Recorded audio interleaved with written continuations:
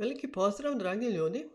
Današnji kratki video je o ljudima i o kemiji koja se može dogoditi među njima. O kojim je ljudima riječ? Sa jedne strane ovdje ste vi sami kao osoba koja ima neku poslovnu ideju koja želi plasirati na tržište. Uz vas su vaši suradnici, ljudi koji rade za nas, a sa druge strane su svi potencijalni, budući, sadašnji klijenti koji će odabrati baš vašu ideju kao nešto što im treba.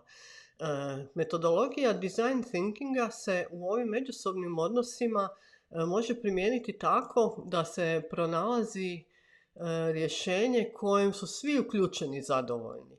A ljudi čim su zadovoljni, oni automatski zrače drugačije i kompletno taj proces, poslovni proces izgleda drugačije kada su ljudi sa svih strana koji su u njega uključeni i zadovoljni.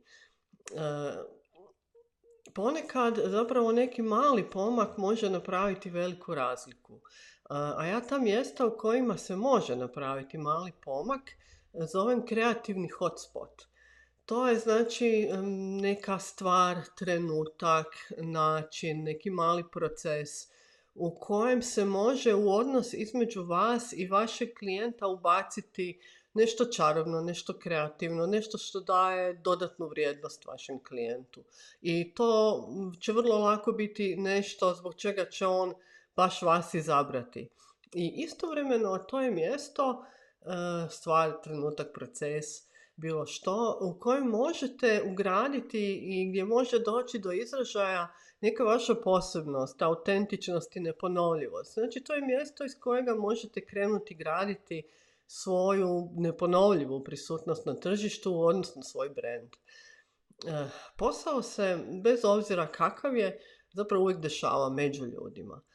I baš zato što smo mi ljudi uključeni, uvijek možemo napraviti neku razliku. Design thinking kao metodologija u svojoj osnovi ima tu jednu iskrenu, empatičnu zainteresiranost za ljude, za stvarne potrebe naših klijenata, ali i zato kako se mi osjećamo, mi koji pružamo tu uslugu. Znači jednu stvarnu, empatičnu zainteresiranost za svakog stvarnog čovjeka uključenog u taj proces.